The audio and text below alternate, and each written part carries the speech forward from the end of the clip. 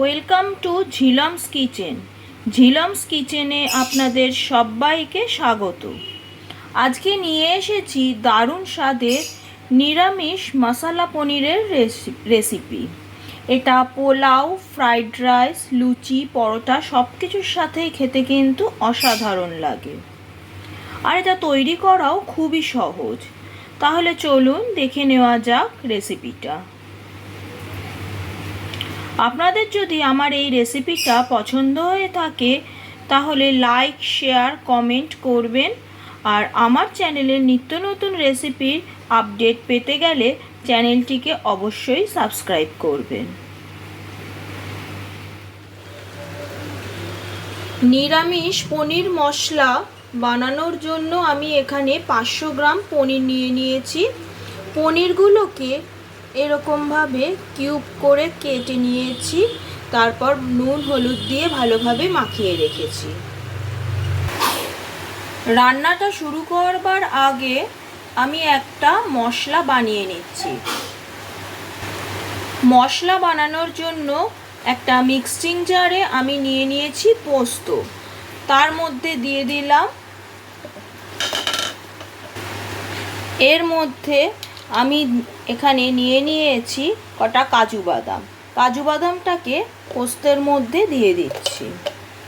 এবার 10 সেকেন্ডের জন্য এটাকে শুকনো মিক্সিতে গুঁড়িয়ে নেব। পোস্ত আর কাজু বাদামটাকে একসাথে গুঁড়ো করে নিয়েছি। এবার আমি এর মধ্যে দিয়ে দেব একটা টমেটো।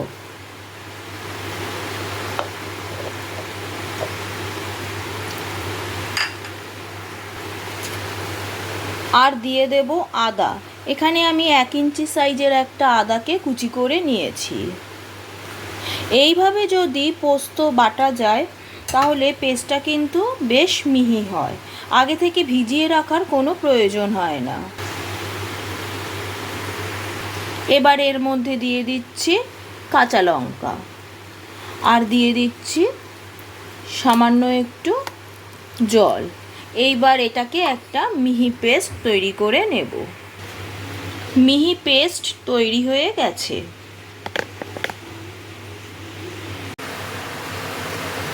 এবার একটা কড়াইতে নিয়ে নিয়েছি সাদা তেল। তেলটা গরম হয়ে গেছে। এই তেলের মধ্যে পনিরগুলোকে এক এক করে ছেড়ে এপিট ওপিট করে ভালোভাবে লালচে করে ভেজে নিতে হবে।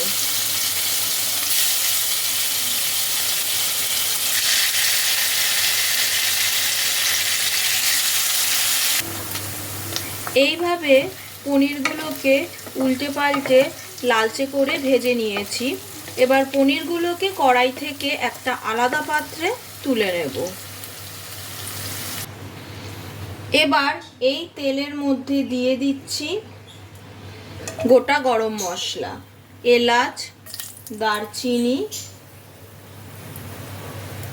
লবঙ্গ আর দিয়ে দিচ্ছি কটা গোটা গোলমরিচ। তেলের মধ্যে গরম মশলাগুলোকে কয়েক সেকেন্ড নাড়াচাড়া করে নেব।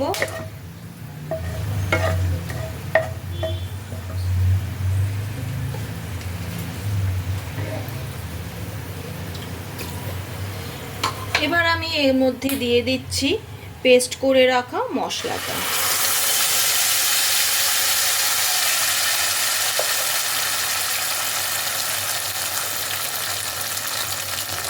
এর মধ্যে একে একে দেব হলুদ গুঁড়ো,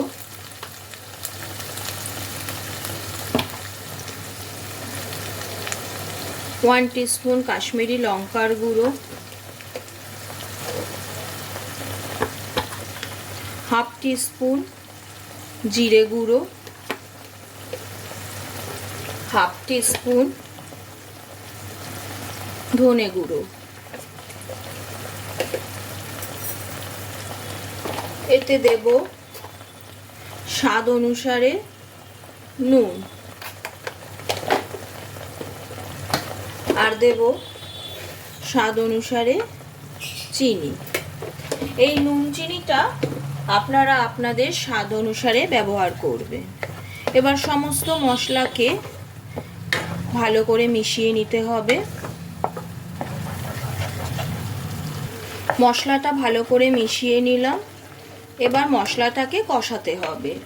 তার জন্য দিয়ে দিচ্ছি জল। এখানে আমি যে মিক্সিতে যে মশলাটুকু লেগেছিল সেই জল, সেটাকে ধুয়ে সেই জলটাকেই ইউজ করলাম।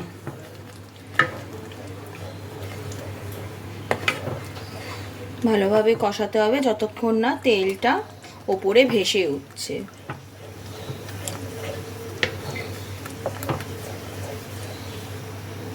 মশলাটা ভালোভাবে কষানো হয়ে গেছে, তেলটা ওপর থেকে ভেসে উঠতে আরম্ভ করেছে। এবার আমি এর মধ্যে দিয়ে দিচ্ছি ভেজে রাখা পনির। পনিরটাকে মশলার সাথে ভালো করে মিশিয়ে নেব।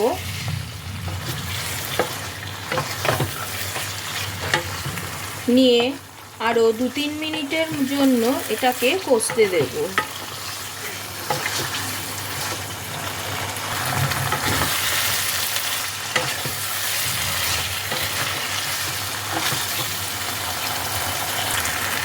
পনিরটাকে মশলার সাথে ভালোভাবে কষিয়ে নিয়েছি। এবার আমি এর মধ্যে সামান্য একটু জল দিয়ে দেব। খুব বেশি জল দেওয়ার দরকার নেই, কারণ এই রান্নাটা কিন্তু একটু মাখা মাখা হবে।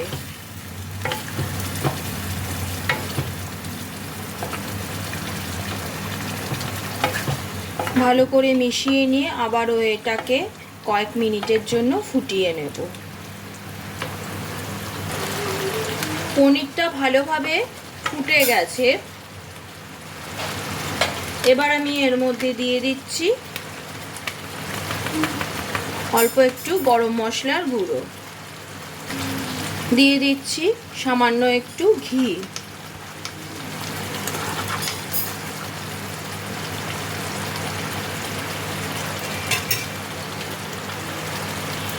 আর দিয়ে দিচ্ছি কাসুরি মেথি।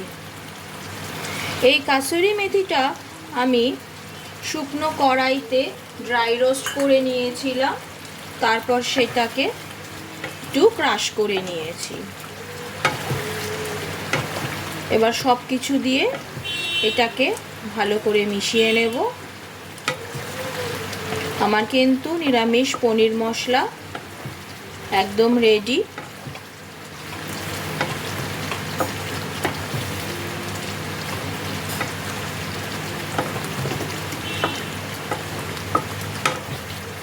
খুব তাড়াতাড়ি, খুব অল্প উপকরণে তৈরি হয়ে যায় এই রান্নাটা, আর খেতেও কিন্তু দারুণ হয়।